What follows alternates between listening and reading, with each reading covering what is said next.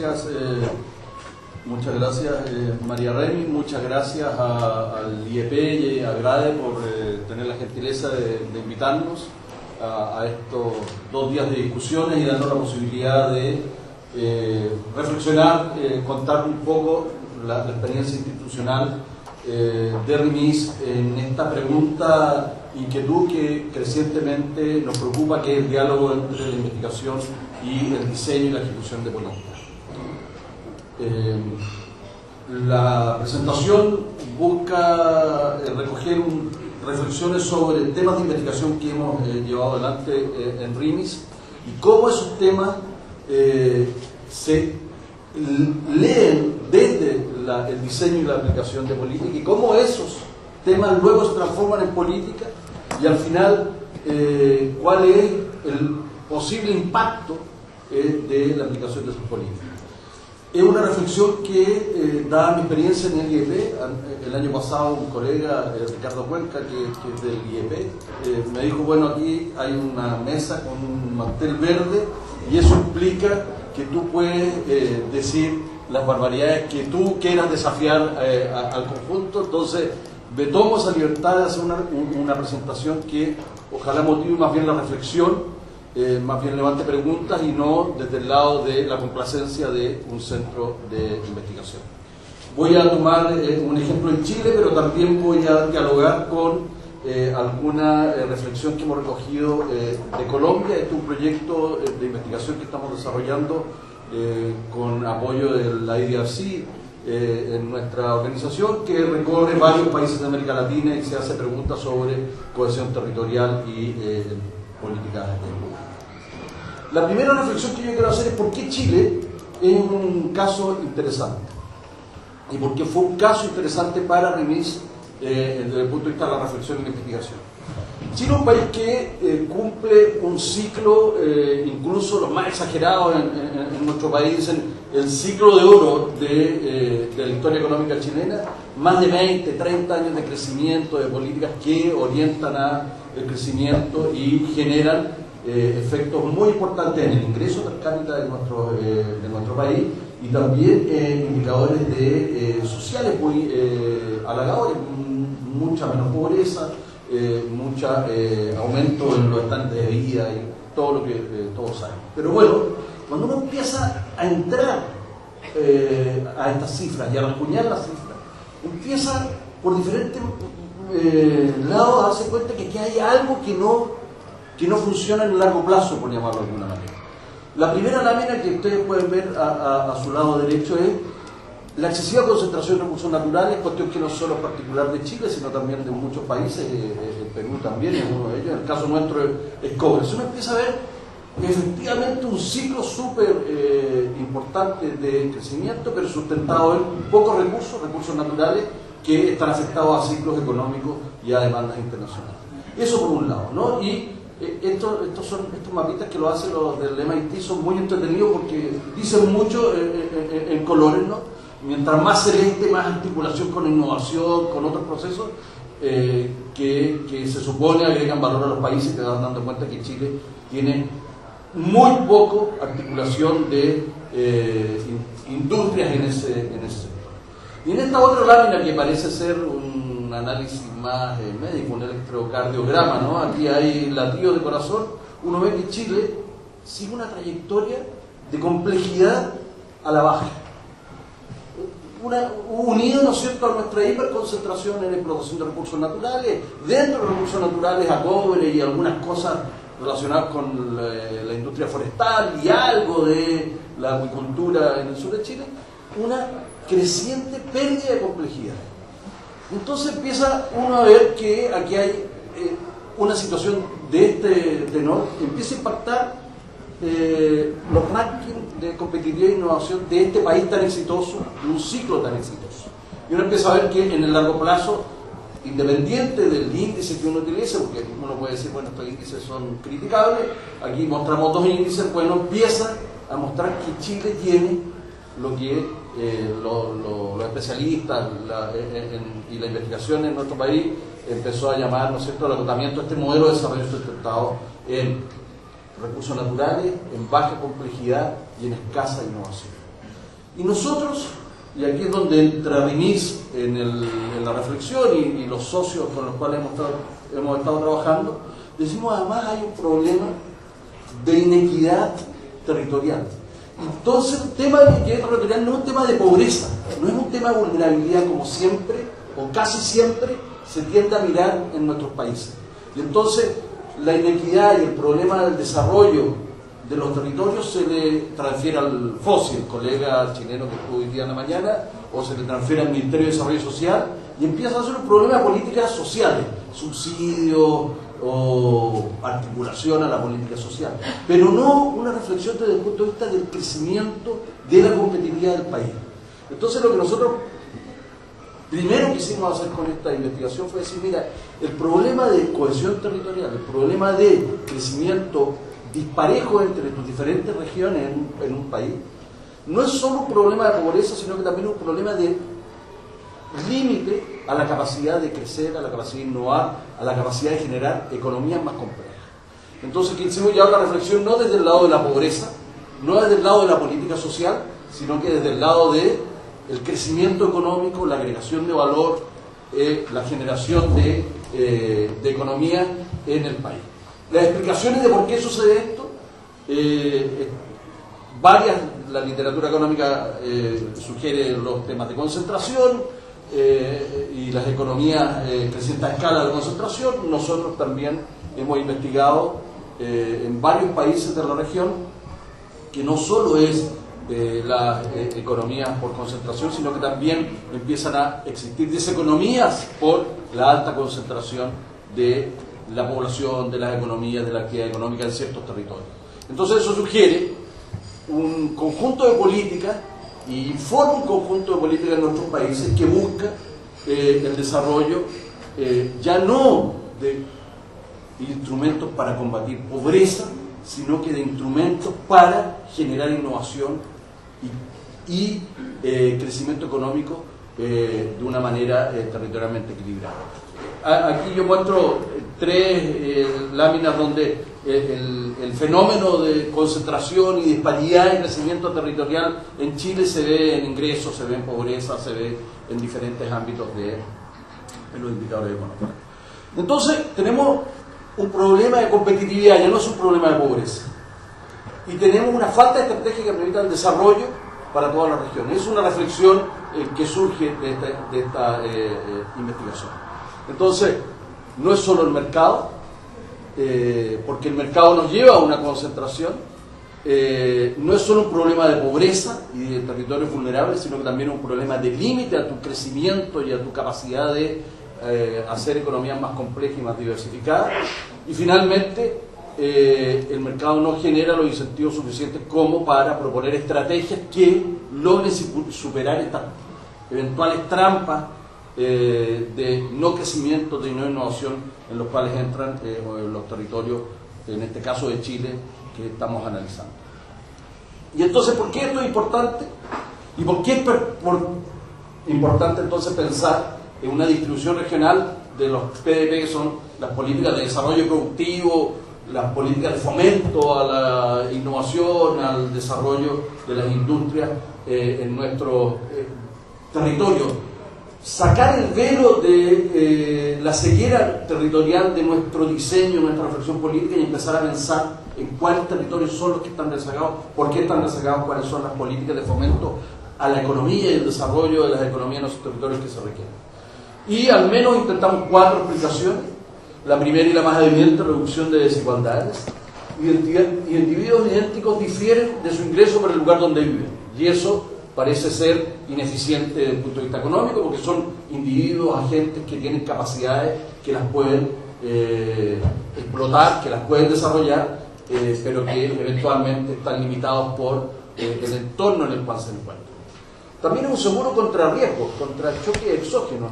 La pregunta que nos hacemos todos los chilenos siempre, y esta es una pregunta que se hacen los chilenos desde el año, desde los 60, es ¿qué pasa cuando el cobre ya no sea necesario o efectivamente ya la tecnología ha sustituido lo que el cobre entrega? Bueno, si volvemos a la gráfica inicial de los colores, nos vamos a dar cuenta que el 32% de lo que nosotros exportamos es cobre. O sea, nos vamos realmente al hoyo, y un hoyo profundo y oscuro y frío probablemente. Entonces también tiene un asunto de riesgo. También es un tema de eficiencia, no solo porque hay individuos con capacidades que no logran desarrollarla a su plenitud, sino que también, como dijimos al principio, hay economías de escala, y por lo tanto estas economías de escala incentivan a que las mismas actividades económicas se tiendan a concentrar y los factores económicos se concentren en ciertos espacios de la región. Y finalmente, las políticas de desarrollo productivo sugieren, la literatura económica sobre las políticas de desarrollo productivo sugieren que bien implementadas, bien ejecutadas, aumentan la productividad de los factores y por lo tanto hacen que surjan actividades económicas más rentables en donde ellas se aplican. Entonces, esta es un poco la reflexión que nosotros dijimos, y alrededor de esto, ¿qué es lo que hace organizaciones como las nuestras que quieren incidir? Y aquí entonces paso a la segunda parte de mi presentación. La idea era decir, bueno, ¿cómo con esta información y esta evidencia que nosotros hemos recopilado en Chile y en otros países generamos cambios en política pública? Porque nos parece que tenemos una reflexión y una idea que es relevante para el país y es relevante para las diferentes regiones. Entonces, entramos a lo que era el desarrollo productivo e innovación de Chile y hicimos una reflexión. No me voy a detener en esta reflexión, quiero ir más a los resultados del estudio que hemos levantado en la región. Primero, nos dimos cuenta que las estrategias de desarrollo productivo y exportador no tenían contenido regional, sino que eran, desde el punto de vista territorial, ciegas. Y desde el punto de vista del diseño de los programas, articuladas en un submercado programático. Algo nos contó el director del FOSI en la primera parte de esta charla. En Chile y probablemente en varios países de la región, con fines de orden, de seguimiento y de relación entre la causalidad de lo que yo quiero intervenir y lo que yo intervengo, se generan menús infinitos de programas. Y en el caso del Fondo Productivo vamos a ver que llegan a ser más de 35 programas diferentes. O sea, un supermercado de política de desarrollo productivo ciegas territorialmente. Y finalmente hay una agenda de desarrollo que no tiene sustento en el tiempo y año a año hay que ir buscando los recursos. Y entonces, cuando uno compara Chile con las políticas de países exitosos, que han levantado políticas industriales que generan cambios en los diferentes territorios de sus países, por ejemplo, asiáticos, nórdicos, encontramos un conjunto de peros. Los principales peros son que no hay políticas de Estado, que las regiones no cuentan con capacidad para implementar esas políticas y que el Estado juega un rol más bien pasivo en la definición de estas políticas y carencia de alianzas estratégicas entre el sector público y privado. Todo esto parecía muy razonable y nosotros dijimos, bueno, ¿qué hacemos para hacer de esta reflexión una evidencia? Y nos dimos cuenta que en el mismo país donde nosotros estábamos trabajando hay un ejemplo que nos parecía que recogía la reflexión política nuestra. Un ejemplo que se lleva formulando desde el año 2001 y surge en una región particular del país. Y se llama, el instrumento es Innova BioBio, un programa de fomento a la innovación tecnológica que nace en 2001 y que es un convenio entre un ministerio, una corporación de fomento, un ministerio de economía y un gobierno regional.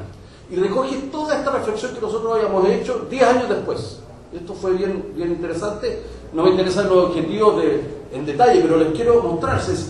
Su objetivo era fortalecer las capacidades regionales, contribuir a la competitividad regional, fomentar etapas de desarrollo y escalamiento de la región, contribuir a los niveles productivos y estándares de calidad en esa región, y fue diseñado en la región, fue sustentado un acuerdo público-privado en la región, tuvo recursos en la región y se llevó adelante por 10 años. Uno mira las declaraciones y ve el sustento teórico de este programa y lo compara con la reflexión que nosotros habíamos hecho como RIMIS, y casi empalman, casi uno diría, bueno, esto es lo que yo quiero proponer al resto de los tomadores de decisión. Estábamos entre contentos porque teníamos una idea que parecía que resultaba, y un poquito tristes porque, bueno, alguien se nos había anticipado. Pero bueno, empezamos a mirar, ¿qué es lo que pasa? Esto es un análisis de datos, digamos, entre el 90 y el 2011, donde tratamos de ver cómo le fue a esta región en ingresos, en cambio, en los ingresos per cápita respecto a las otras regiones de Chile. Y nos damos cuenta que no pasó mucho. Y dice, bueno, nuestra recomendación de política, ellos la llevan aplicando hace 10 años atrás y no tiene efecto. Nuestra investigación no tiene sustento empírico, no resulta. ¿Qué es lo que está pasando? Y empezamos a ver cómo ejecutaron la política. Y aquí es donde nos encontramos con un cajón desastre que, desde el lado al menos nuestro, que llevamos adelante esta investigación, pocas veces ponemos atención. Generalmente buscamos un tema, hacemos investigación sobre ese tema, proponemos una orientación política sobre ese tema y miramos escasamente la implementación de esa política.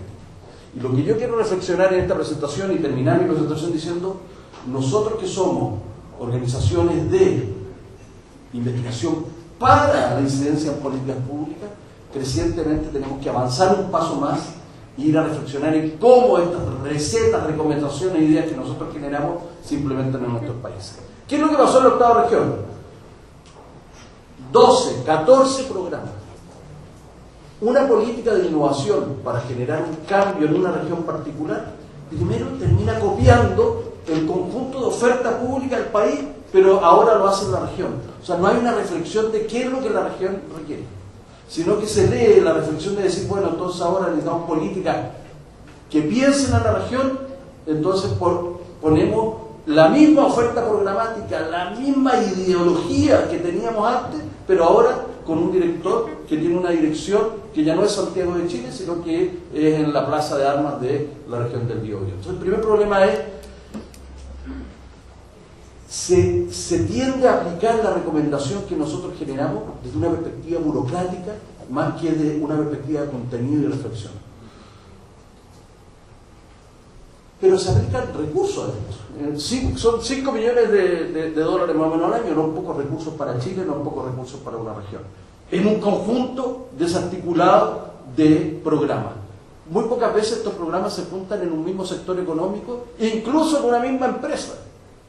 Entonces empieza a generarse un conjunto de intervenciones que son incoherentes y salpicadas en el tiempo. Se genera un conjunto de instrumentos, se generan recursos en cada uno de esos instrumentos. Nosotros evaluamos los tres más importantes, no me voy a detener en esto, pero después nos dimos cuenta que el otro fenómeno que sucede en las regiones sería el tercero. El primero es una aproximación burocrática, el segundo una copia de los instrumentos nacionales en la región, y la tercera es la ceguera territorial al interior de la región ahora. Entonces tenemos un conjunto de programas, tenemos un conjunto de dinero que los aplicamos, entre comillas, a la demanda, sin una estrategia coherente. No hacemos la diferencia. Entonces la recomendación que hicimos una investigación termina ejecutándose de una manera que no genera los impactos y los cambios esperados. Aquí lo que yo presento es, básicamente, se distribuye la plata en la mayor cantidad de comunas, en el caso nuestro, y en la mayor cantidad de empresas posibles. No buscando el impacto en productividad y el impacto en innovación, sino que seguramente buscando el que nadie se enoje, el conjunto de los que solicitan recursos reciban recursos. Entonces no hay una estrategia que sustenta las políticas de desarrollo productivo en la región. Y luego, las capacidades de las agentes regionales para la implementación no son las que, a nuestro juicio, deberían haber sido. No hay liderazgo, no hay capacidad, no hay grado de coordinación, no hay continuidad de las autoridades, no hay adaptación de las políticas a las necesidades de la región, no hay recursos. Lo único que hay, fíjense, y esto es lo mismo en Colombia, capacidad de los funcionarios públicos bastante importante. O sea, nos encontramos, y ¿cuál era la lectura que nosotros teníamos? Faltan capacidades en los agentes públicos para llevar políticas a nivel regional. Y lo único que encontramos, tanto en Chile como en Colombia, y estamos terminando un estudio en Uruguay también, y al parecer en Uruguay es lo mismo, es agentes públicos que tienen capacidades. La región hoy día no es lo de hace 20 años atrás, donde nuestros funcionarios públicos no tenían las capacidades. Nos encontramos con profesionales jóvenes, profesionales que están capacitados, profesionales que constantemente leen y asisten a seminarios interesantes como el que estamos llevando a cabo hoy día. Por lo tanto, no es un problema de capacidades. Y esa era la otra recomendación que nosotros hacíamos. Necesitamos pensar regionalmente y necesitamos capacidades para actuar. Y lo que tenemos son capacidades, pero lo que no tenemos son otro conjunto de capacidades para el conjunto de estas políticas. Entonces, algunas lecciones que recogemos de este recorrido entre la reflexión de una política y el apoyo y la implementación de una de ellas en el país. Primero, el diablo está en los detalles. Y nosotros rara vez entramos a los detalles. Y si queremos ser organizaciones que quieren hacer incidencia política, probablemente tenemos que empezar a pensar en los detalles. Luego, una política de este tipo que tenga expresión territorial nos parece que tiene que contar con 5 elementos que son importantes entender. Primero, agentes con capacidad de articular a los diferentes actores de la región. No tiene sentido impulsar políticas de desarrollo diferenciadas regionalmente si no tenemos agentes que tengan capacidad de articular esas políticas en la región. La colaboración público-privada, si no tiene poder de verdad, poder de asignar recursos, poder de modificar instituciones, poder, en el término más clásico probablemente del concepto, es difícil que genere cambios que sean relevantes. El tema de los recursos es fundamental, más que la magnitud, el compromiso en el mediano y largo plazo. Uno de los problemas que nos encontramos en la región que fuimos a analizar es que año a año había que estar negociando las líneas programáticas, los tipos de proyectos, los tipos de recursos. El tema de las metas que se puedan verificar es muy importante, y menos oferta programática y más estrategia parece ser una adecuada necesidad. Ahí está. Muchas gracias, Marisa. Buenos días. La verdad es un gusto estar acá en esta famosa mesa verde del IEP. Vamos a presentar ahora lo que sería una propuesta que está en proceso. Esto es una iniciativa que en realidad tiene que ver con un pedido del propio gobierno peruano para desarrollar un elemento, y por eso insisto en que esto va a ser solamente un elemento para enfrentar uno de los problemas del desarrollo rural, que es el problema de la poca articulación que hay en la oferta de algunos activos públicos y de servicios complementarios. El pedido se ha hecho al RIMIST, que es la entidad que ha contratado 6 estudios, me toca coordinarlos, que van a ser un insumo para esta propuesta, que al final depende de la implementación de la decisión política del gobierno. Tenemos en este caso coordinación estrecha y directa con por lo menos 2 ministerios importantes, el Ministerio de Inclusión Social y de Desarrollo y el Ministerio de Agricultura y Riego. Aparte también con el Ministerio de Economía y Finanzas hay coordinaciones. En la presentación vamos a poner algunos elementos de lo avanzado en los estudios para que ustedes tengan una idea de lo que se está proponiendo, pero como les decía, este todavía es un producto en proceso. Partimos de un marco analítico bastante sencillo. Lo sencillo no significa que sea fácil luego de implementar, ¿no? Pero básicamente tiene que ver con este circuito que ha sido identificado muchas veces en diversos estudios en el tema del desarrollo rural. Y es que efectivamente tema central del proceso de desarrollo es que los hogares mejoren su dotación de activos. Sin embargo, esta es una condición necesaria pero no suficiente.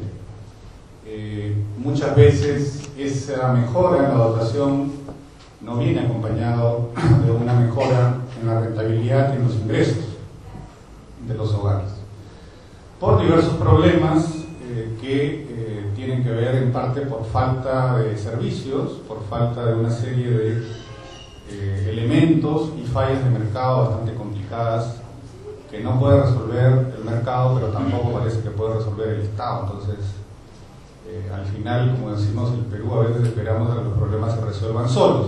Lamentablemente así no vamos a avanzar rápidamente. Entonces este es un esfuerzo, en realidad, no peco en decir que todo el intento de política de desarrollo rural tiene un fuerte componente voluntarista, y ya nos han dicho que eso puede no ser lo mejor. Yo creo que es necesario el voluntarismo y la voluntad política para poder revertir problemas de este tipo, ¿no? Severas fallas de mercado con restricciones institucionales, burocráticas también severas. Ese es el contexto en el cual estamos pensando. Un primer tema que hemos visto en estos estudios es que teníamos que pensar el tema de qué es lo rural con una perspectiva un poquito más compleja. En el Perú usamos la definición rural, bueno, la usa el INEI sobre todo, bastante simple, ¿no? Centros poblados con menos de 400 viviendas es rural. Aparte, y lo que está por encima de 400 viviendas es urbano. Eso es ese mundo, digamos, entre lo urbano y lo rural. Está bien para emprendimientos estadísticos, pero no para pensar políticas de desarrollo rural. Entonces, bueno, he puesto acá esta diapositiva que creo que ustedes no pueden ver a propósito para yo poder decirles de qué se trata. Esta básicamente es una propuesta que ha trabajado el MIDIS sobre cómo ampliamos una definición de lo rural y lo urbano que tenga sentido en términos de política pública.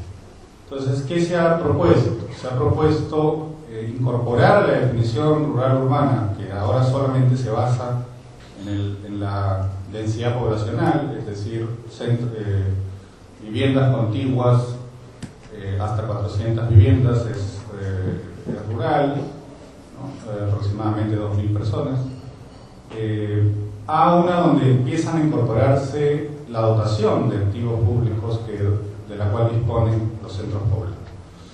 Un elemento interesante es que este esfuerzo se está haciendo a nivel del centro poblado. El centro poblado es una unidad muy importante en el país, ¿no? Tenemos, no recuerdo la verdad, pero más de 100.000 centros poblados.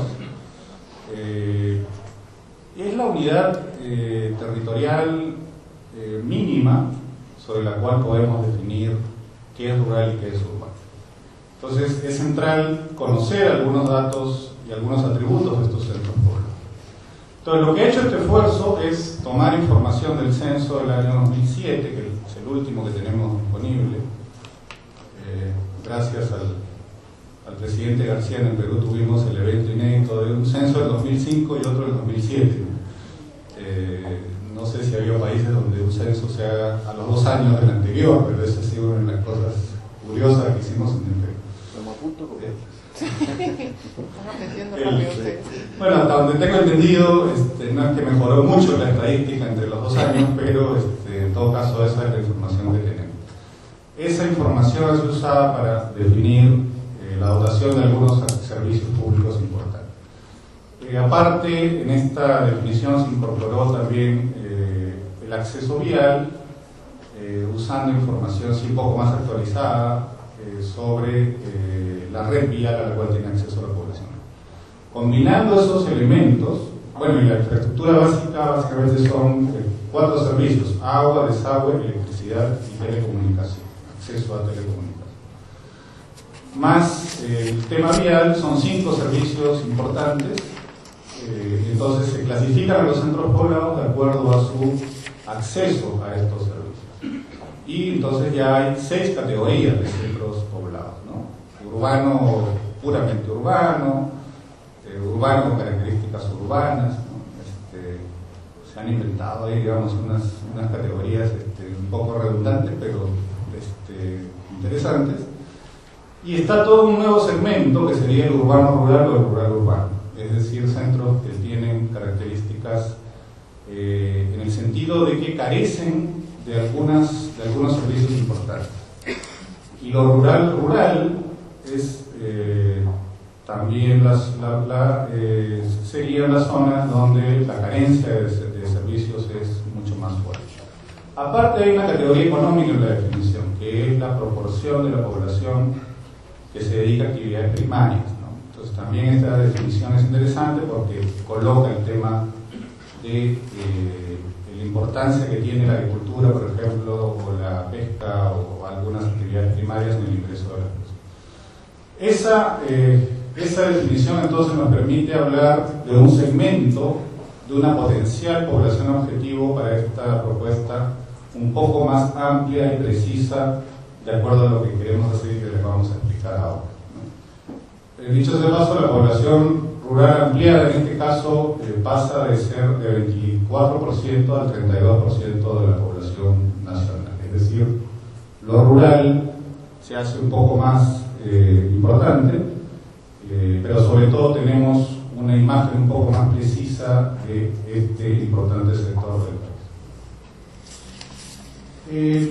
Bueno, lo otro que hacemos es mirar efectivamente qué ha pasado en los últimos años con algunos de estos activos. Vemos, evidentemente ahí son 3 cortes de la encuesta de hogares, ¿no? No pretendo ahí poner la confianza estadística de estos resultados, pero sí la tendencia. Por ejemplo, ustedes pueden ver ahí, este es el sector urbano-rural o rural-urbano y este es el sector rural-rural, ¿no? En el acceso al agua ambos tienen un cierto crecimiento en el tiempo, sigue habiendo una brecha entre ambos, ¿no?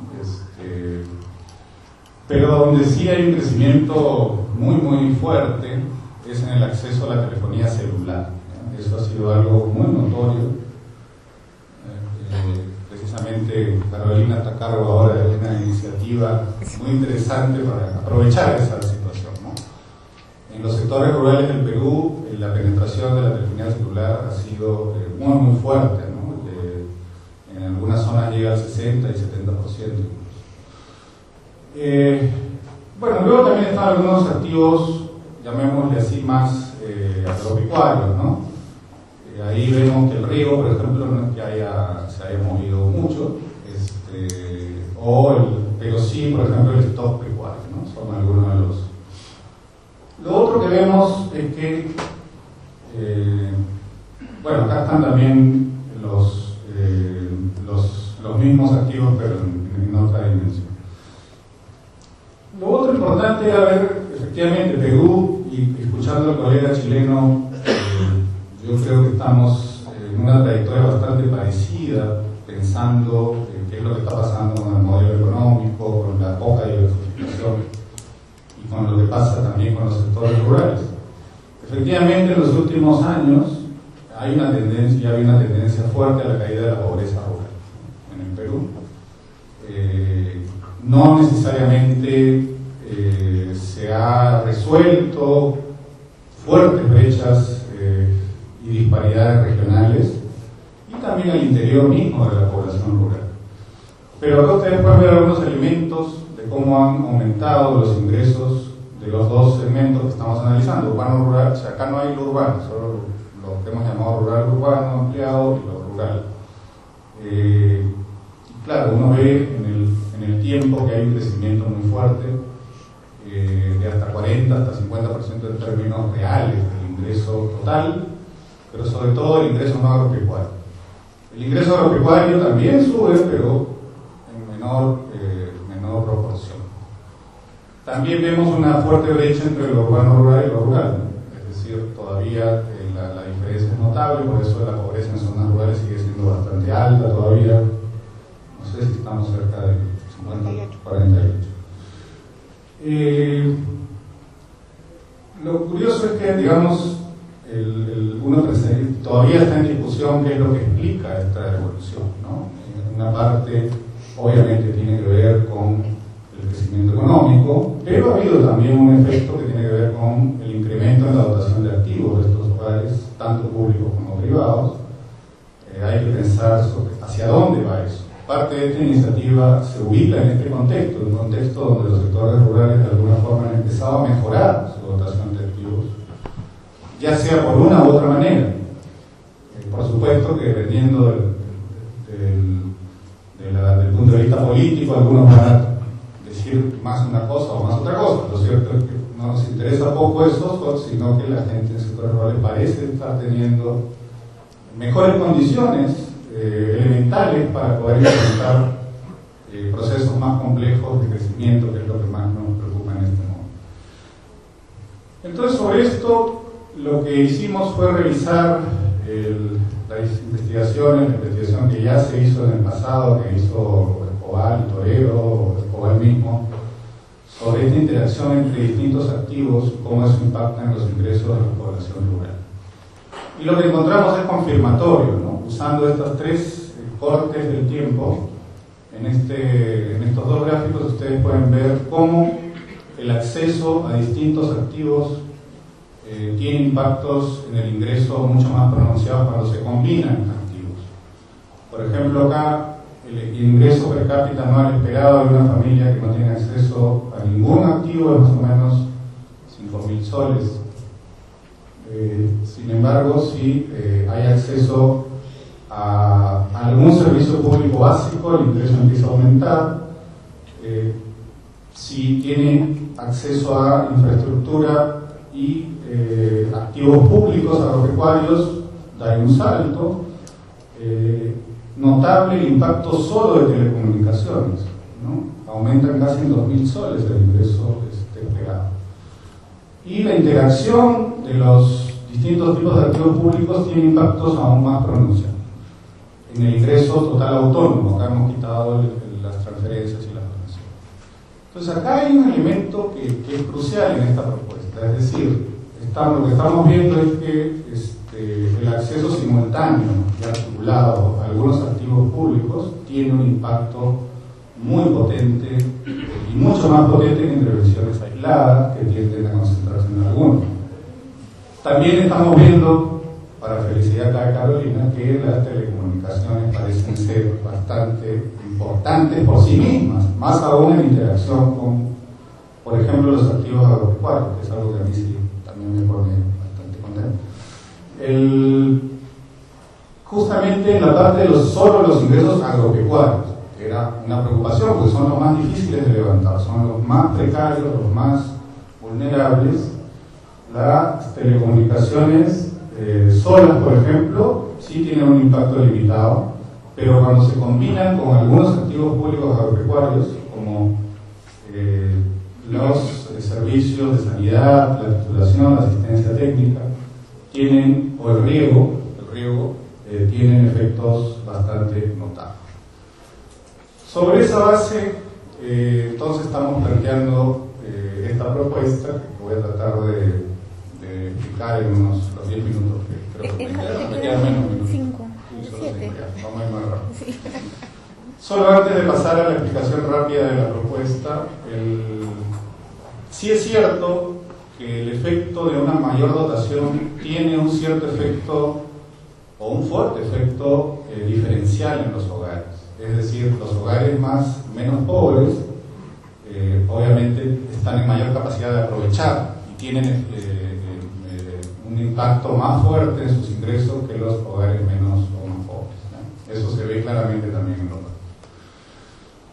Para ir a la propuesta rápidamente, bueno, el diagnóstico institucional que como vimos, y en la exposición del colega chileno queda claro, y acá yo creo que el Perú está más claro aún, y ahí son esos detalles donde el diablo tiene mayoría y nosotros no. El tema institucional, en nuestro caso, es complejo. Nos hemos concentrado en dos esfuerzos públicos importantes, uno en el Ministerio de Agricultura y otro en el Ministerio de Desarrollo e Inclusión Social. En Agricultura, el programa agrorural, que es un programa antiguo, muy grande, que tiene el Ministerio de Agricultura en toda la sierra del Perú, para mejorar los activos y las capacidades de los agricultores de la sierra. Y el programa Mi Riego, que es un programa creado por este gobierno para mejorar la infraestructura de riego en la sierra del Perú.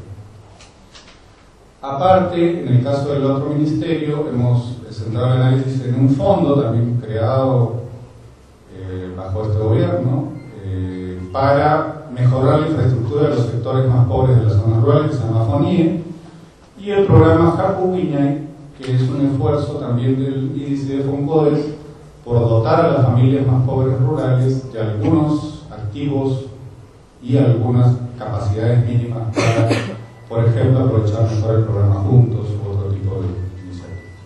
También hemos analizado otros fondos como el FONIPREL, que es un fondo para los gobiernos locales, que es interesante, el programa Agroideas, un programa competitivo del Ministerio de Agricultura, y PROCOMPITE, que es un mecanismo para promover el gasto del canon en capacidad.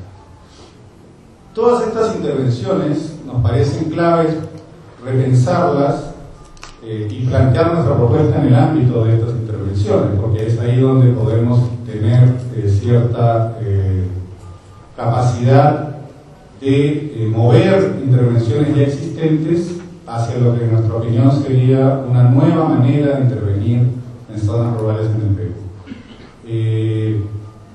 ¿Qué se buscaría entonces? Que estas intervenciones empiecen a tener objetivos comunes, una población objetivo específica también bien determinada, y que puedan intervenir de tal forma que los efectos que hemos visto puedan ser aprovechados para que hogares rurales puedan más rápidamente y a un ritmo mayor, con mayor potencia, salir de la pobreza.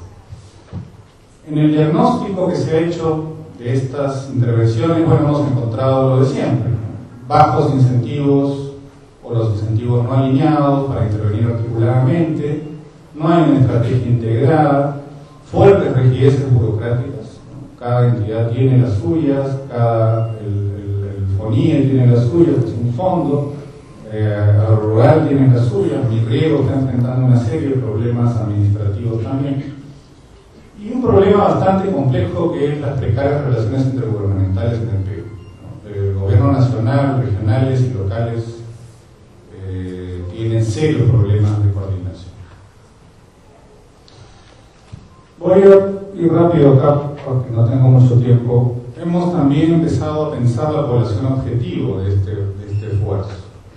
En un esfuerzo donde estamos considerando, usando la nueva definición o la definición amplia de ruralidad, hemos identificado aproximadamente unos 1000 centros poblados que podrían ser materia de este esfuerzo articulado, en la sierra y en la selva, ¿no?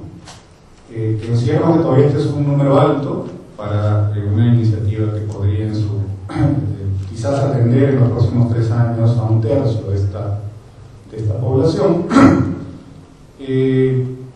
Vamos a plantear que además se elijan algunos bolsones territoriales para la iniciativa, ¿no? Que se agrupen, digamos, provincias, por ejemplo, donde hay gran cantidad de estos centros poblados que ya tienen infraestructura mínima, de tal manera que esta propuesta tenga un enfoque también territorial. Es evidente que en el Perú estamos teniendo graves problemas para generar procesos de desarrollo a nivel territorial. Entonces, eso es también parte de la... ¿Qué instrumentos se propondrían o estamos evaluando proponer? Bueno, uno primero es que hay un mecanismo que se ha empezado a usar y que está demostrando cierta capacidad de influir y generar articulación en el sector público, son los fondos de incentivos, ¿no? El modelo FED que está implementando el Fondo de Estímulo por Desempeño, que está implementando el MINES, por ejemplo, es un mecanismo interesante, ¿no? También contratos de asignación presupuestal con los gobiernos regionales y locales puede ser un mecanismo a utilizarse. Otra opción es crear un fondo nuevo. Ya está el FONIE, por ejemplo, y MIRREO, que los dos son fondos, y la idea es ver cómo, si creamos un fondo nuevo, o proponemos la creación de un fondo nuevo, supera y es capaz de movilizar lo que esos fondos hasta ahora no pueden, es decir, combinar intervenciones en el caso del FONIE, o, por ejemplo, movilizar a la inversión privada en el caso de MIRREO, ¿no? Que son posibilidades. Vamos a terminar entonces, ya que me quedan 2 minutos, ahora 1. En realidad estamos planteando probablemente algunas alternativas o escenarios para esta propuesta, porque evidentemente siempre hay limitaciones de tipo político institucional.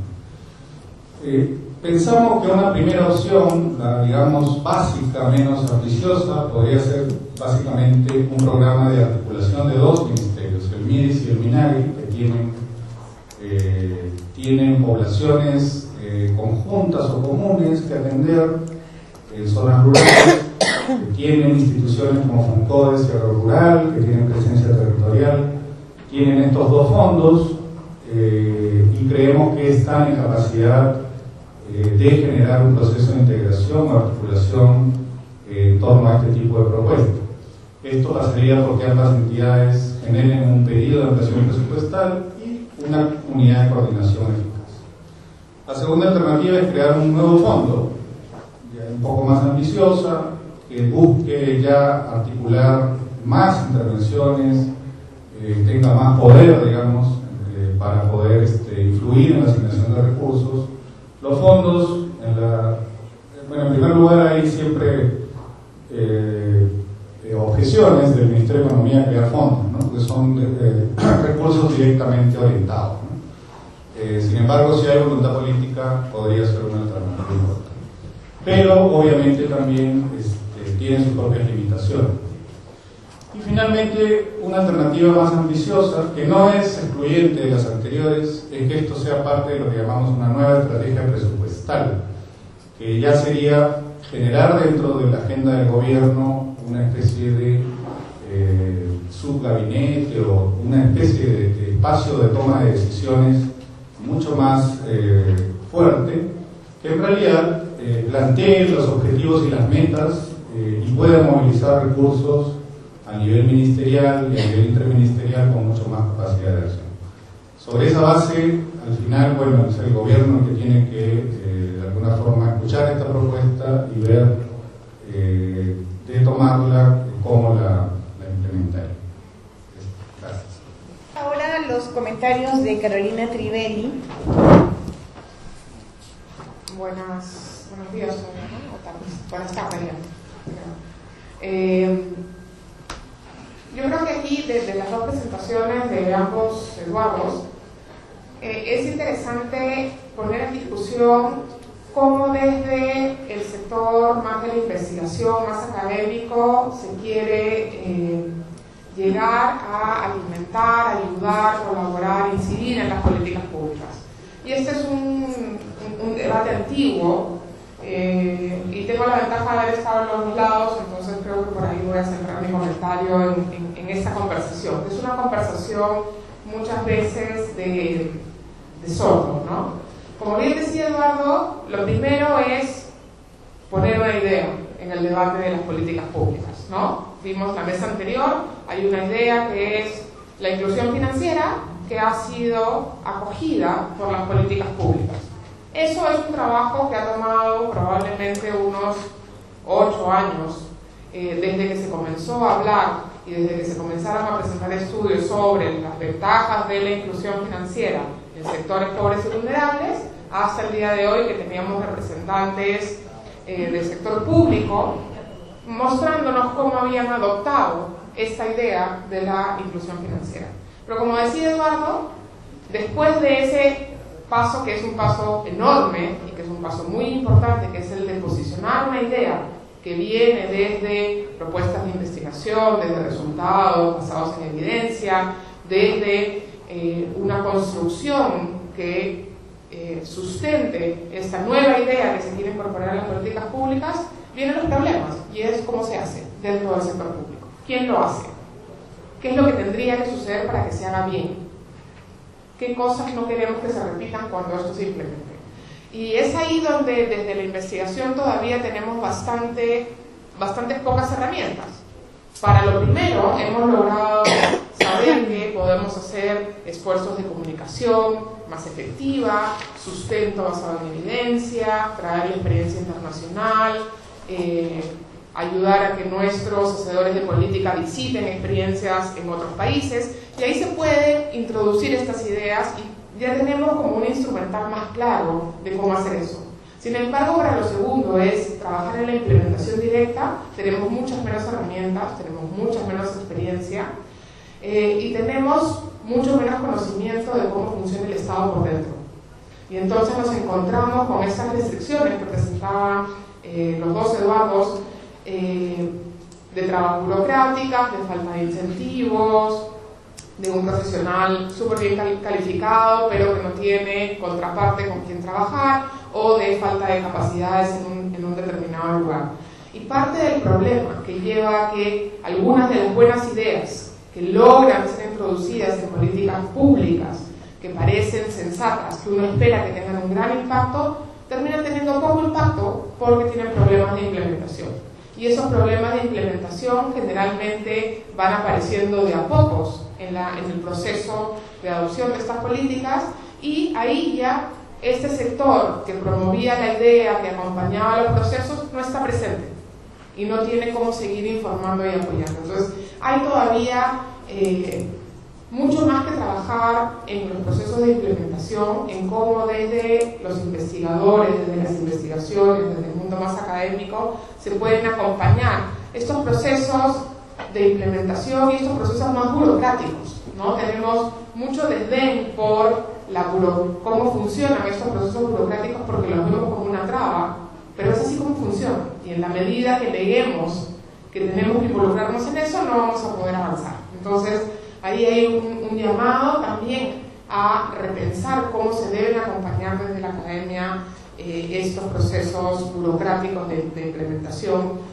y claramente a la necesidad de tener más estudios, más cercanía con el sector público para conocer realmente de dónde vienen los incentivos que hacen que no se puedan tomar las buenas decisiones, ¿no? Y en la presentación de Eduardo hay un conjunto de ejemplos de programas, ¿no? Como también en la presentación de Eduardo, de programas orientados adecuadamente, basados en las buenas ideas, pero que a la hora de llegar a implementarse cada uno está en un sector distinto y tiene, por ejemplo, simplemente prioridades territoriales distintas. Entonces, cuando uno los pone en el mapa, los dos programas que son complementarios y que harían un buen trabajo juntos, funcionan en dos partes del territorio totalmente distintas, ¿no? Entonces, ¿qué es lo que hay que cambiar para hacer que lleguen al mismo lugar en el mismo espacio temporal? Es una de las primeras cosas que habla de la importancia de entender esas reglas burocráticas que están detrás de la implementación, el diablo de los detalles que mencionaba Eduardo. Y esto tiene que ver con desconocimiento de cómo funciona el Estado desde quienes estamos afuera, y también tiene que ver con los diferentes lenguajes que usan los investigadores y que usan los hacedores de política. Y ahí hay un diálogo que hay que generar y que hay que construir. Y esto no es sencillo y implica un aprendizaje de los dos lados. Como decía Eduardo, cada vez que pensamos en una política que sea territorial, queremos, por definición, llegamos a la necesidad de esfuerzos multisectoriales. Y cuando llegamos a la necesidad de esfuerzos multisectoriales, la respuesta es sumamente fácil, es obvia: hay que articular. Todos estamos de acuerdo con la articulación, todos queremos que haya coordinación, todos apostamos por que una intervención articulada genere efectos positivos, como mostró Eduardo en los ingresos directamente, ¿no? Cuando llega el sector de agricultura con la infraestructura básica, los ingresos de los más pobres, incluso de los pequeños productores, pueden crecer hasta 80%. Fantástico. pero nunca sucede. ¿Y por qué no sucede? Porque articular es una muy buena intención, es un objetivo deseable, pero tiene altísimos costos. Tiene altísimos costos en el aparato público y tiene altísimos costos en todo lo que implica hacer pequeños cambios y sacrificar pequeños poderes.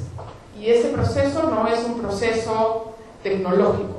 No es que hay que convencer al ministro de otro sector o al jefe de otro programa que si cambia una de sus reglas de priorización o si cambia una de sus líneas presupuestales tendría un súper impacto toda la política en ese territorio, porque ese va a sentir que está siendo afectado en sus poderes. Ahí hay una negociación más política que debe estar acompañada de esta negociación técnica. Articular es costoso, es muy costoso. Es muy costoso porque implica mucho más trabajo para los actores involucrados, implica asumir muchos riesgos para los actores que están acostumbrados, sobre todo el sector público, a hacer siempre lo mismo, ¿no? Y que ya tienen controladas las fuentes de riesgo involucradas en su trabajo, y además implica costos de coordinar, y no tenemos instancias de coordinación efectivas. Todavía ese, y yo creo que ese es un gran desafío para los investigadores, es encontrar aquellos diseños de espacios de articulación, de coordinación, que sean efectivos, que tengan costos eficientes, porque realmente no sabemos cuáles son esos. Cada vez que queremos hacer un proceso de articulación, formamos una comisión de ministros, de directores de programas, ¿no? Que se reúnan, y cuando se reúnen los ministros en el Consejo Interministerial de Asuntos Sociales, estamos todos de acuerdo en luchar contra la nutrición crónica infantil, siempre. El problema es que cuando cada uno de esos ministros después va a su despacho y le dice al viceministro, y el viceministro le dice al director general, el director general al director, y el director al siguiente funcionario, mira, hay que cambiar algo en nuestro plan de trabajo, en nuestra estrategia presupuestal, eso ya no regresa con el mismo entusiasmo, y ya todo el mundo encuentra las razones para no hacerlo. Y cada uno de esos que deje de hacer algo, implica que ese acuerdo fantástico, acordado en la más alta esfera de las decisiones políticas, no se traduce en nada. Y es ahí. Y si esto además lo ponemos en el territorio, la cosa se complica mucho más, porque aparecen otros actores de igual importancia, como los gobiernos regionales y locales, pero también porque las condiciones en cada territorio son distintas. Y ahí viene el tema discutido aquí. Muchas de estas políticas son territorialmente ciegas y queremos hacer exactamente lo mismo en todas partes, como si en todas partes se pudiese hacer lo mismo. Entonces tenemos políticas territorialmente ciegas que son exitosas, por ejemplo, cerrar una brecha, ¿no? Los programas de transferencias monetarias condicionados se hacen igualito aquí en Chumbivilcas, en el estado de Salvador, en Bahía, en Brasil, en la zona rural de México o en la zona urbana de Bogotá, ¿no? Y funciona para cerrar una brecha puntual, pero la interacción de ese programa con otros programas sí tiene un peso importante de manera territorial, y eso ya no le compete a ese programa. Cuando es ahí donde está probablemente la oportunidad de utilizar una política que es territorialmente ciega, como los programas de transferencias monetarias condicionadas, para hacerlos interactuar con programas que no sean ciegos territorialmente. Y hay pocos, hay bien pocos programas y políticas que uno pueda pensar que no son ciegas territorialmente, porque venimos de una época en la cual preferimos estandarizar los programas que permitirles grados de libertad.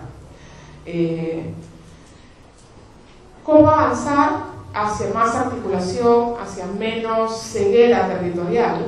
Es justamente parte de lo que nos queda por analizar, y el rol que tienen las propuestas como las que ha presentado Eduardo, que son respuestas de la academia a un pedido del sector público, ¿no? Es ahí donde están esas oportunidades de crear y de desarrollar. Eduardo presentaba hasta 3 alternativas de modelo que se puede implementar, y creo que eso es parte justamente del tipo de respuesta que se puede llevar hacia las políticas públicas, hacia los tomadores de decisiones. Es un conjunto de alternativas distinto, de instrumental ya, que ya no es solamente transmitir la idea de la necesidad de una política articulada con una llegada territorial identificada, sino también de ofrecer alternativas ya para la implementación, que vayan aprendiendo de sus propios errores. Una de las cosas más importantes para que avancemos en una mejor posibilidad de discernir entre estas distintas alternativas son estos programas que han sido evaluados. Cuando los programas han sido evaluados, permiten tomar mejores decisiones entre esta opción y la otra opción, entre crear un fondo y hacer una comisión de articulación o hacer una propuesta más sofisticada, ¿no? Y a veces, desde la academia tenemos la predisposición de sugerir aquello que es más ambicioso, que es más atractivo, pero que a la vez es mucho más complejo. Y esta mayor complejidad puede terminar atentando contra su factibilidad al final del día. Entonces, necesitamos también, así como necesitamos bajar a aportar en temas de implementación, necesitamos apoyar al sector público en esta cosa que aún es incipiente, por lo menos en el Perú, de más evaluación, que nos permita tomar mejores decisiones, que nos permita entregar capacidad de decidir sobre una base más sólida a nuestros hacedores de política. Termino simplemente diciendo dos cosas. Una, en cada uno de estos espacios, desde proponer una idea que deba ser adoptada por las políticas públicas, trabajar en cómo estas ideas pueden implementarse, llevarse a cabo en determinadas instituciones, generar nuevas propuestas de esquemas de articulación, de arreglo institucional que permitan llevar adelante políticas nuevas, y trabajos de monitoreo y evaluación. Son 4 áreas donde claramente la academia y el sector de investigación tienen un rol que cumplir, y tenemos que asegurarnos que ese rol no solamente es útil para quien lo debe recibir, sino que podemos comunicarnos en ese lenguaje con las personas, con el programa, con las entidades correctas, en un lenguaje en el que realmente estemos hablando de lo mismo. Termino simplemente agradeciéndole a Eduardo sus números de las telecomunicaciones, porque efectivamente el tema de la penetración de celular es realmente una oportunidad sumamente importante, y por eso es muy importante que le añadamos valor. El teléfono es de las pocas cosas que ha logrado avanzar la geografía del Perú. El teléfono está en todos los niveles socioeconómicos, incluso en zonas donde no hay muy buena señal, la gente tiene teléfono. Cuando me dicen, ¿por qué tienes teléfono? El domingo que voy al mercado escucho todos mis mensajes, ¿no? Entonces hay una oportunidad ahí de añadirle valor a esa conexión que hoy día tenemos entre todos los peruanos, que ha logrado vencer la geografía, para utilizarla para múltiples fines. Yo estoy trabajando en el tema financiero, en que el banco pueda llegar a la gente sin tener que tener presencia, sin que haya agencia. Pero así como hay una aplicación para el mundo financiero y para la tarea de inclusión financiera, estos cambios tecnológicos nos abren oportunidades de pensar en provisión de servicios agropecuarios utilizando el teléfono, que pueden complementar y generar estos efectos positivos en poblaciones que tradicionalmente han estado sumamente alejadas de acceso a información, de acceso a servicios, de poder usar determinados servicios que existen. Entonces, también desde la academia, desde la investigación, tenemos que estar muy atentos a estos cambios tecnológicos, llamémoslo así, a estas nuevas oportunidades para generar esas ideas que permitan poner en valor estas nuevas oportunidades en el marco de colaboración con el sector público. Muchas gracias. Muchas gracias a Carolina y a los dos expositores. Entramos ahora a una sesión de preguntas. Buenas tardes, Julián Pereira. Me gustaría conocer concretamente en qué medida los conflictos sociales y situaciones muy puntuales como la del Brain, por ejemplo, y la redistribución del cargo minero están afectando hoy el desarrollo de políticas públicas y cuestiones tales como la inversión privada, por ejemplo, en lo referente al ámbito social. Gracias. Aquí al señor. Aquí. Gracias, el pueblo de Lima, del Social de El Salvador. excelentes presentaciones y excelentes comentarios. Desde la investigación académica siempre nos topamos con ese mundo real, de los políticos que persiguen objetivos y tienen otros incentivos muy distintos a la necesidad de la población. ¿Será que los investigadores del mundo de la academia nos tendremos que convertir en buenos políticos para poder incidir? Sí, buenas tardes. Felicitaciones de nuevo por estas excelentes presentaciones, y me parecieron muy refrescantes los comentarios de Carolina, porque creo que ponen en cuestión la productividad y la utilidad de los estudios que hacemos. Y creo que eso es siempre importante abordarlo, y ella plantea, creo, varios dilemas serios que generalmente no aparecen en el debate cuando hacemos los estudios. Mi pregunta es para Eduardo Segarra. Lamentablemente no pude ver todos los detalles del cuadro, que eran los números bastante pequeños. Me pareció que en la primera parte tú mencionabas varias correlaciones, pero que no había relación causa y efecto. Me gustaría que aclares eso. Pero mi pregunta central para Eduardo Segarra era sobre este tema de la articulación. Y quizás para la mesa en su conjunto.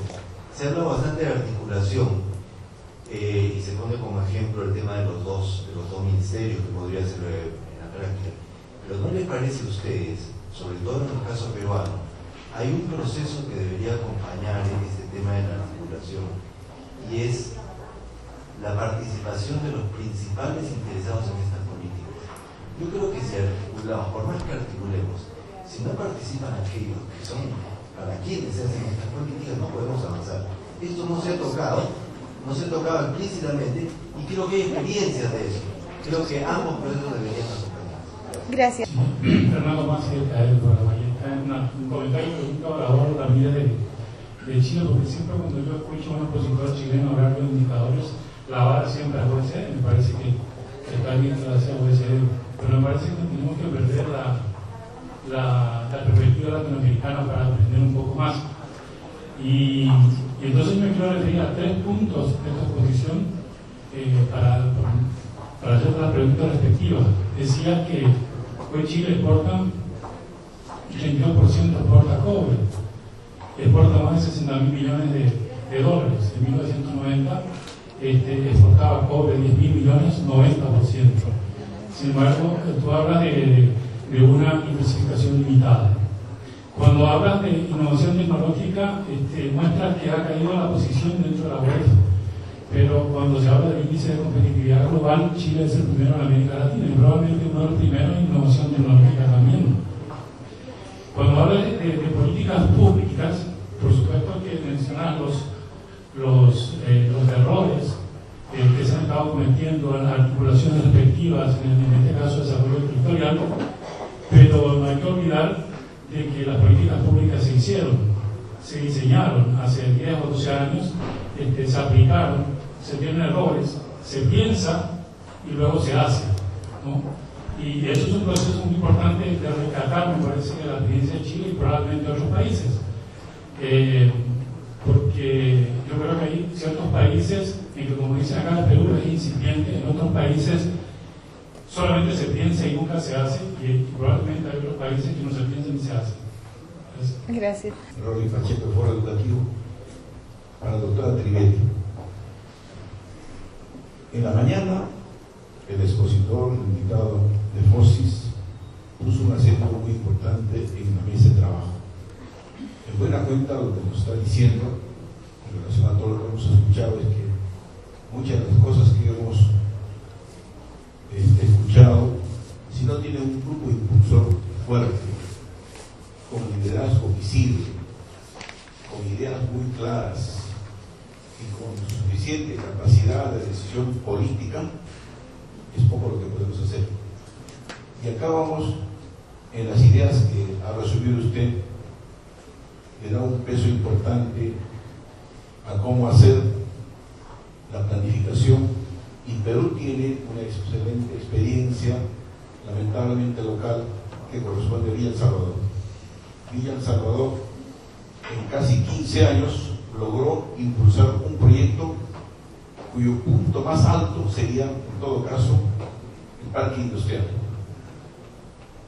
La distribución del territorio, tema que hemos tocado ya, geográfico, ¿no? Y en todo eso, el tema sustantivo ha sido la participación.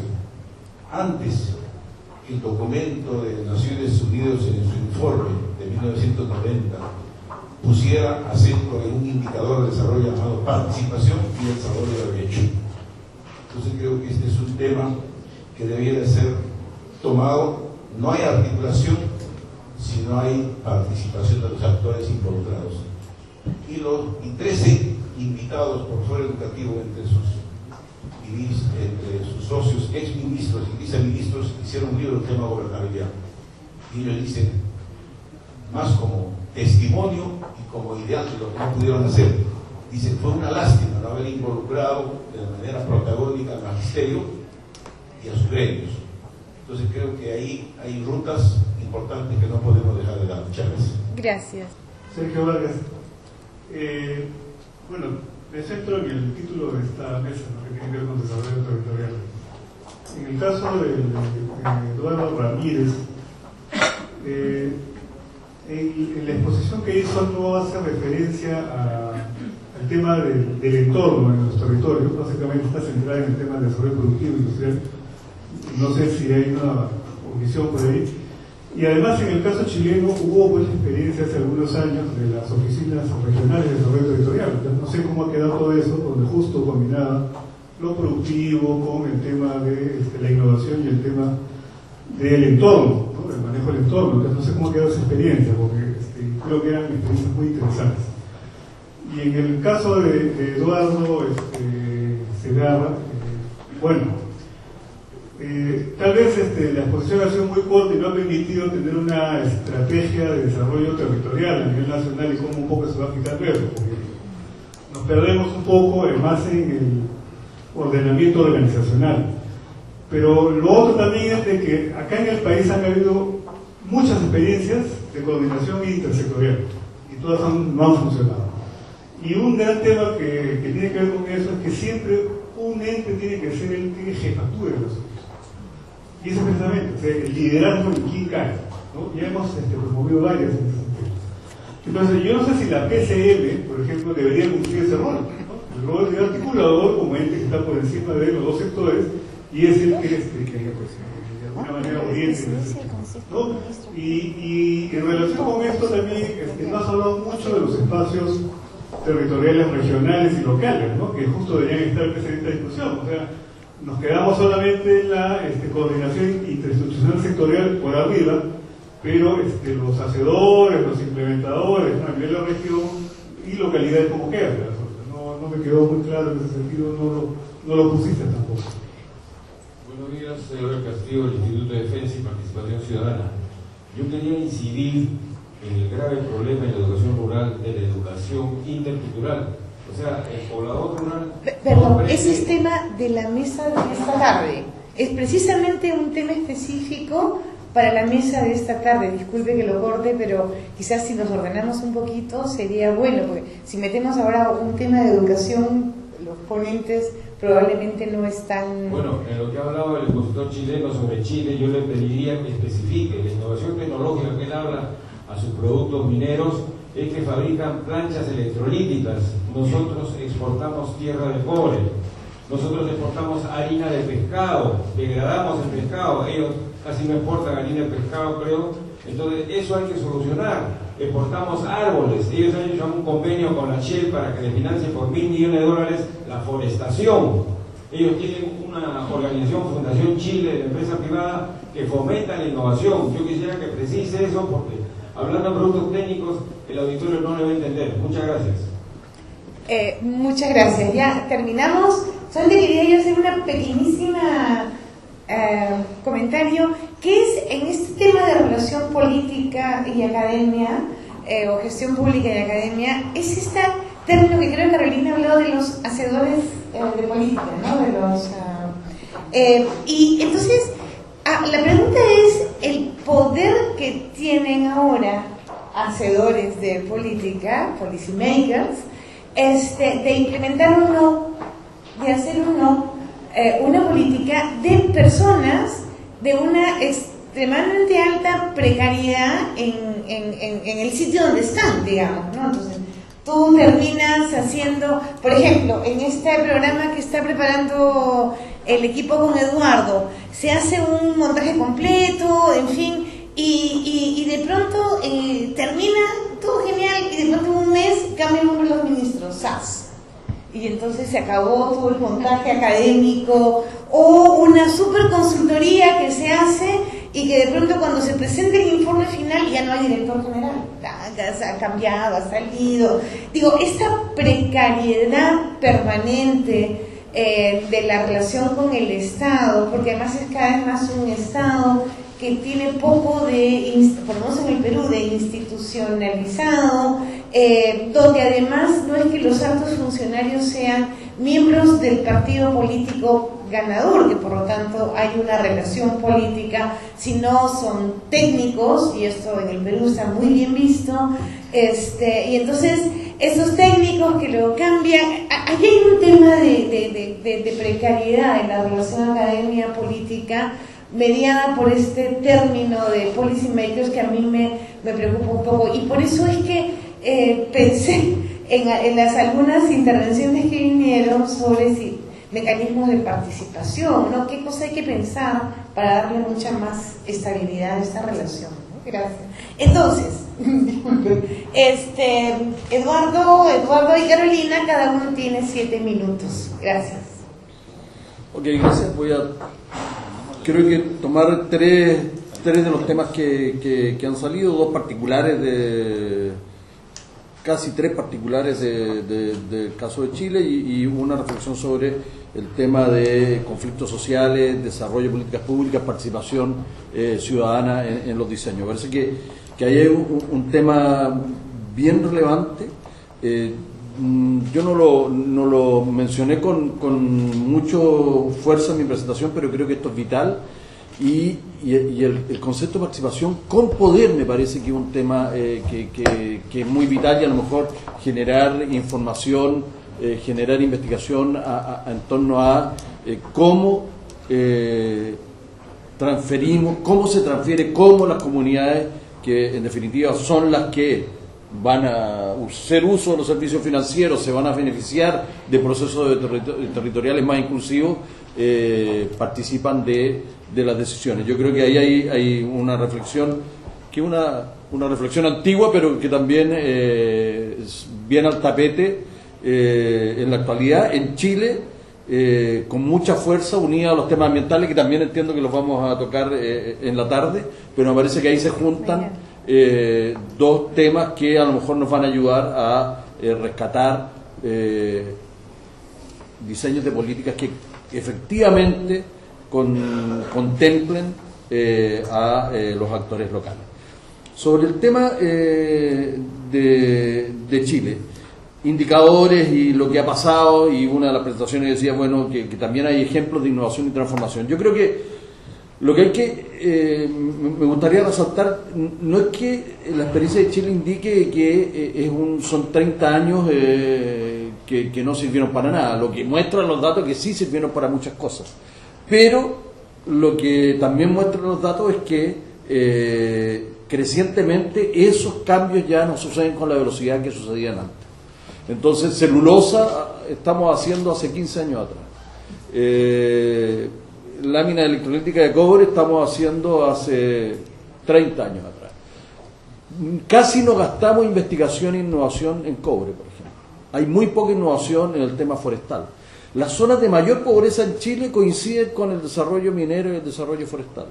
O sea, hay algo que nosotros no estamos incorporando en este proceso, y se han hecho intentos. Los ADR, que explicaba una pregunta ahí, que eran unas agencias de desarrollo regional, fue un intento de articulación que no tuvo mucho vuelo, y que finalmente murió por exceso de articulación, probablemente no logró articular a nadie. Y hay algunas evaluaciones de esta agencia y terminan muchas de las cosas que hemos dado vuelta acá. No tenía liderazgo, no tenía recursos, era una muy buena idea, pero que al momento de empezar ya a articular esa idea no resultó. Y quiero terminar sobre la idea de investigación o buenos políticos, o cómo la investigación y las buenas políticas y cuál es el rol nuestro. Y ahí yo creo que, y aquí hablo particularmente desde RIMIS, la identidad de un centro de investigación que no es una universidad vital, en el sentido de generar investigación, generar sustento a nuestras afirmaciones, generar buenas prácticas de comunicación, pero sí ponernos en el zapato de los que tienen que aplicar las políticas. Yo creo que es fundamental. Porque si no, nos vamos a hacer clases de microeconomía y de cualquier cosa en una universidad y a publicar. Pero nosotros creo que ese paso lo estamos dando y creo que lo tenemos que dar con más fuerza. Tenemos que documentar, comunicar, sustentar en evidencia y ponernos los zapatos en los que tienen que tomar las decisiones, y las decisiones se toman con diputados, con alcaldes, con votantes, con lobistas, y ese es el entorno real, y ahí generar nuestras recomendaciones de política. Gracias. Eduardo. Sí, a ver, bueno, yo creo que hay una reflexión general que ha puesto Carolina y hemos puesto, digamos, en parte en las dos presentaciones, que es esta relación entre la investigación y el tema de implementar o generar intervenciones públicas. Y claro, ahí yo lo que quería decir es que depende mucho de qué modelo tiene uno detrás también sobre eso, ¿no? Hace un tiempo me tocó enseñar un curso de gestión pública, lo que no sé nada, me pidieron pensar, y bueno, discutíamos con los alumnos dos modelos que vienen de las ciencias políticas. Uno es aquel que dice que todo el proceso es súper racional, la idea que dice Carolina, la idea se va transformando, va siguiendo una dinámica y una lógica de implementación hasta llegar, digamos, a un resultado final. Y el otro modelo, más bien, se llamaba así como el tacho de basura, ¿no? Y la ventana de oportunidad. Es decir, en realidad, cómo funcionan las políticas en la práctica, no solo en el Perú, sino en todo el mundo, es que se abren y se cierran ventanas de oportunidad, que en realidad uno nunca sabe dónde va a terminar una idea, probablemente en el tacho de la basura, la mayoría de las veces. Tampoco uno no sabe cuándo se abre una ventana de oportunidad, cuando se generan, se alinean, ¿no?, situaciones. Obviamente, como investigadores quisiéramos que el mundo sea como el primer modelo, todo racional, nos forman además académicamente a pensar, ¿no? Me temo que la realidad de la propia Carolina, y a mí me ha tocado vivir también en esas circunstancias, vamos a tener a pensar de que en realidad la situación es más parecida al segundo modelo. Y ahí es donde uno tiene que pensar también cuál es el rol de la investigación, cómo son esferas diferenciadas. O sea, podemos, si ustedes quieren, y yo encantado de poder promover que los investigadores entremos a los detalles de implementación. Lo que les digo es que ahí no somos muy efectivos, no vamos a ser muy... quizás podemos, claro, investigar y ver qué formas de implementación funcionan mejor que otras, etcétera, etcétera. Lo cierto es que el tema central ahí es cómo funciona el Estado, cómo se toman las decisiones, qué acuerdos políticos, sociales tiene la sociedad para poder asignar recursos, y hay nivel de esfera de decisión. Creo que el caso Perú es un caso extremo donde todo el proceso y la esfera pública está profundamente distorsionada. No solo no funciona el mecanismo racional que quiere Carolina, probablemente tampoco funciona ni siquiera la ventana de oportunidad. Básicamente estamos yo pienso, dando vueltas como el gato que se persigue y se queda en la cola, ¿no? Entonces, mi sensación es que hay una carencia de un mínimo de ordenamiento en el espacio público, y obviamente ante eso el investigador pues tiene que también entender que esa es la realidad.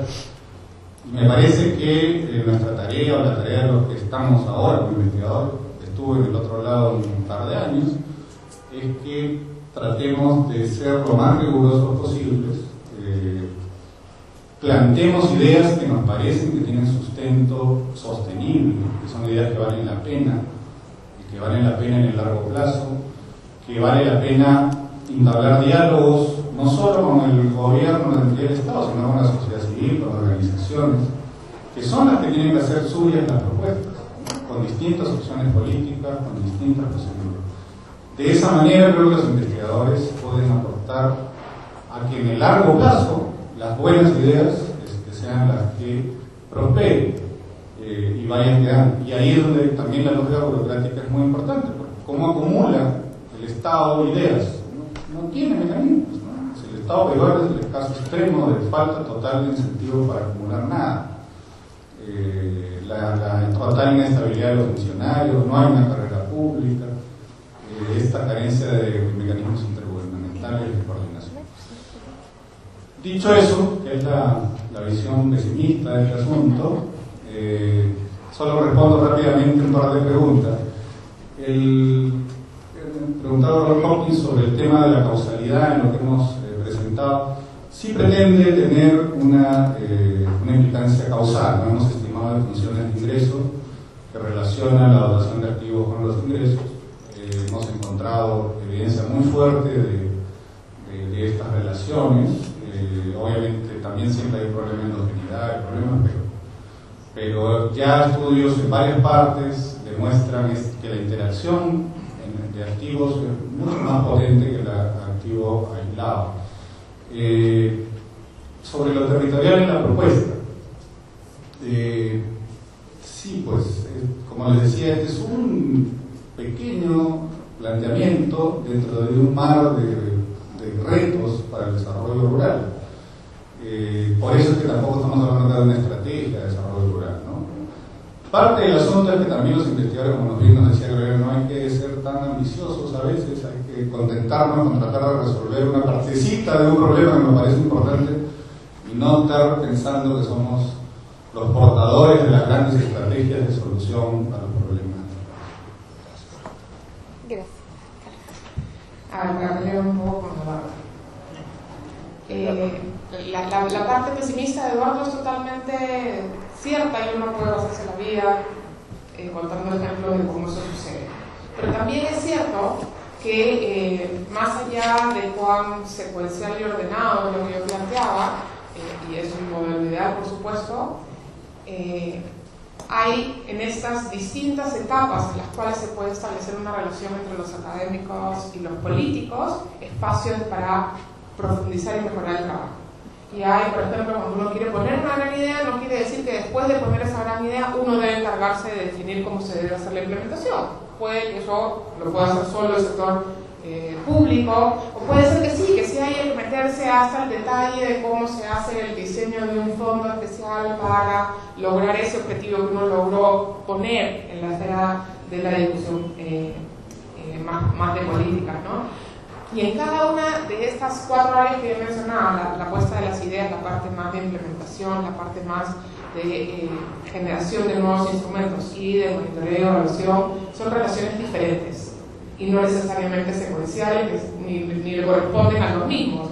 Un muy buen evaluador no es necesariamente un muy buen agente que propone ideas, porque quizá no es un muy buen comunicador, por ejemplo. O tenemos otras ideas que son puestas sin necesariamente ir directamente a los hacedores de política, que son puestas en los medios de comunicación, que buscan generar algunos sentidos comunes.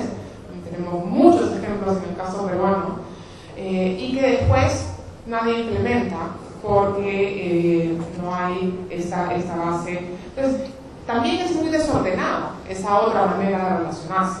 No hay un orden ni una secuencialidad, es muy desordenado y está fuertemente basado en la teoría de la ventana de oportunidad. Cuando aparece la ventana la tomas y cuando no hay, ni tratas de crearla con demasiado esfuerzo porque sabes que no lo vas probablemente a crear.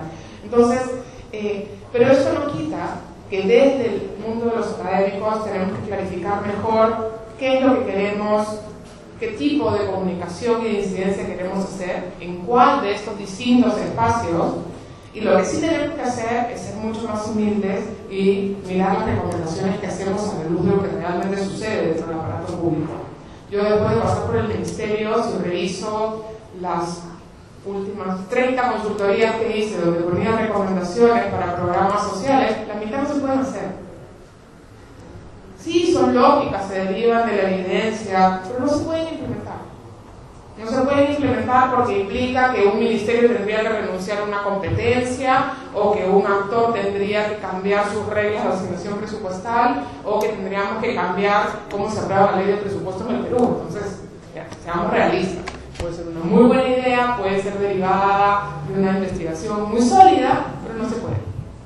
Y eso hay que tenerlo muy claro desde el punto de vista de quienes buscamos hacer recomendaciones a políticas públicas.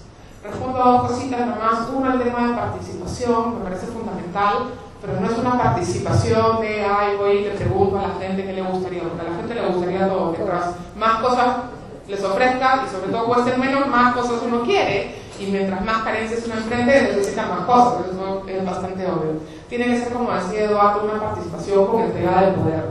Y ahí en el Perú tenemos un muy buen ejemplo, que es FONCODES, ¿no? Y que es esta idea de la creación de núcleos ejecutores, que le entrega a la gente la posibilidad no solamente de decidir qué quiere hacer, qué es lo que necesita, sino de contratar directamente a aquel proveedor que lo satisface, porque también lo puede despedir. También, si el proveedor de asistencia técnica que contrató no hace bien su trabajo, le puede cancelar el contrato, ¿no? Y eso es entregar poder. Y ese tipo de mecanismos, como el núcleo ejecutor de FONCODES, que realmente entregan poder a los actores, pueden también ser un instrumento muy útil para convertir políticas ciegas territorialmente en implementaciones que no son ciegas territorialmente. Entonces creo que ahí hay una buena discusión para hacer sobre algunos instrumentos que sí son muy atractivos. Entregarle la tarea de articular a la PCM se ha hecho durante años. Todo lo que nadie sabe cómo hacer, que lo articule la PCM. Y cuando uno hace eso, no pasa nada, porque en la PCM no son los expertos en articulación. Reciben todo porque en su mandato dice que son, por definición, aquellos encargados de las acciones multisectoriales.